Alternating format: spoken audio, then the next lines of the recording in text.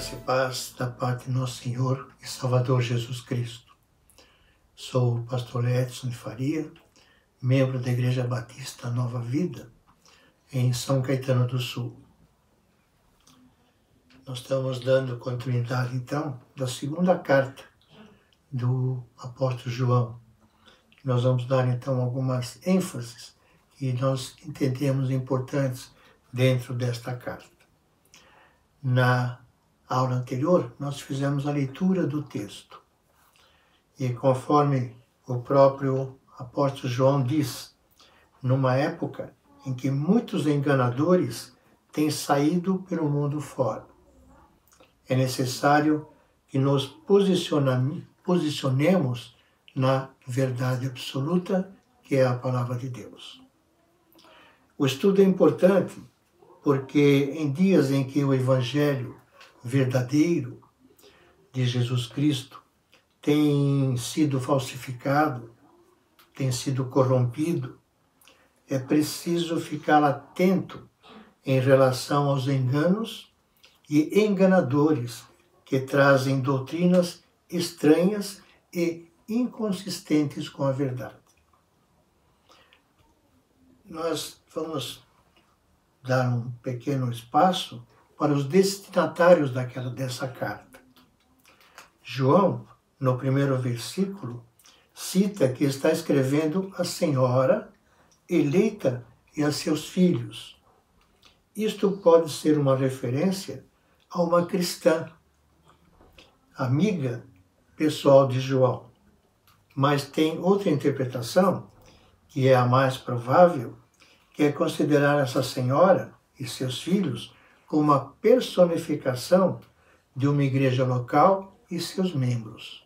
Então, ele estaria escrevendo para os membros de uma igreja e seus líderes.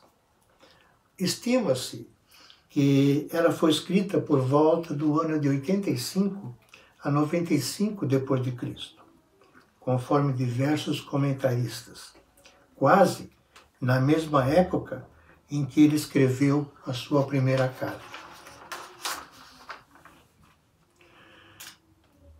Com relação ao propósito, nos primeiros anos da igreja primitiva, o evangelho era divulgado não apenas pelos apóstolos, porque muitos evangelistas e mestres itinerantes assumiram essa responsabilidade e a executavam diligentemente, a executavam com fidelidade na palavra.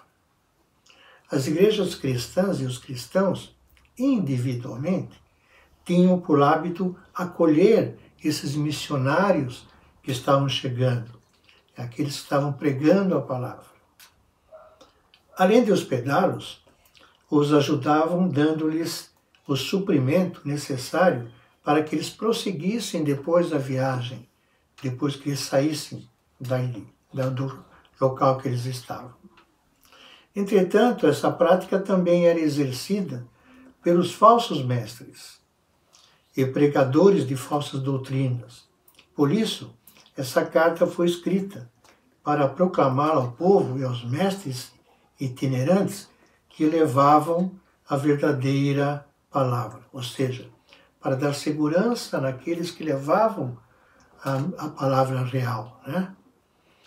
O apóstolo João, já idoso e bem experiente, aconselha a igreja a que com discernimento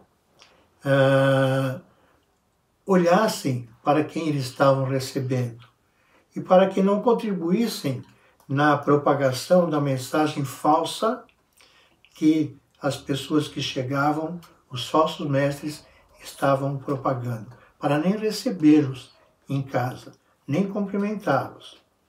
O propósito, então, é ajudar a igreja a caminhar com maturidade, com discernimento. O tema, João continuava ou incentivava os seus leitores à prática do amor fraternal. Conclamava a prática da verdade, afirmando a doutrina correta sobre Jesus. Chama a atenção para discernir o conteúdo da mensagem dos visitantes. Se não for mensagem verdadeira, que nem os recebessem em casa. Mesmo sendo o livro mais curto do Novo Testamento, 13 versículos apenas, o texto trata da importância de permanecer na verdade, amando os irmãos e ficando atentos para os falsos ensinos. Os cristãos de todas as épocas e todos os lugares devem ficar atentos para não serem enganados por falsas doutrinas que porventura venham ouvir. E permaneçam nos ensinos de Cristo. É o que se espera de nós também hoje. A teologia que João estava dizendo, então na área da teologia, era permanecer no Filho e no Pai. São coisas que andam lado a lado. Continuar por conta própria, sem o ensino do Filho, significa que não temos a Deus, enquanto permanecer no ensino equivale a ter o Pai e o Filho. Na área da cristologia, temos o ataque dos falsos mestres. João denuncia que esses falsos mestres negavam a humanidade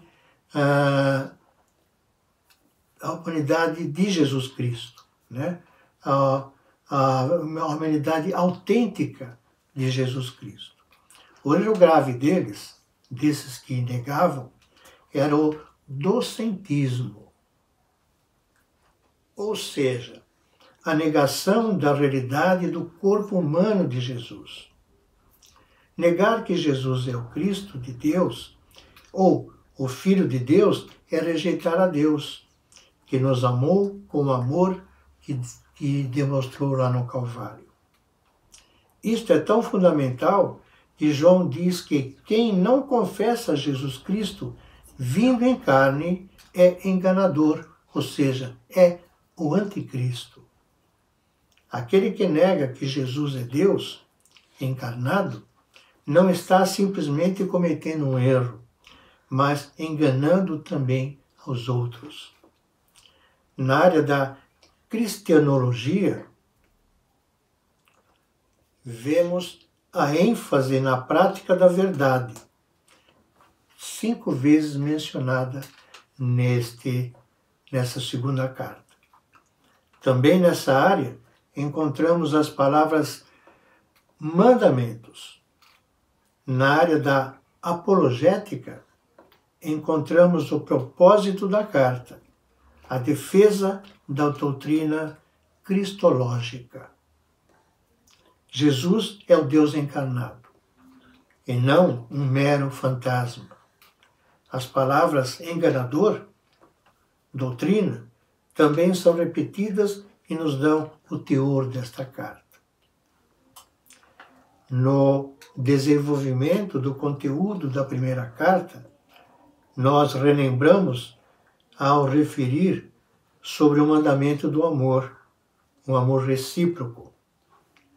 A carta demonstra a atividade ministerial do apóstolo João, que viajava, supervisionando as diversas igrejas da região da Ásia. É uma carta bem curta, mas que é muito forte para nós. Dá muita ênfase sobre Jesus Cristo. Aquele que nega que Jesus Cristo é vindo de Deus, é o Filho de Deus, é o Deus encarnado, João diz que é anticristo. Então, que nós pensemos nisso, que nós possamos refletir nisso, que Jesus Cristo é o Deus encarnado.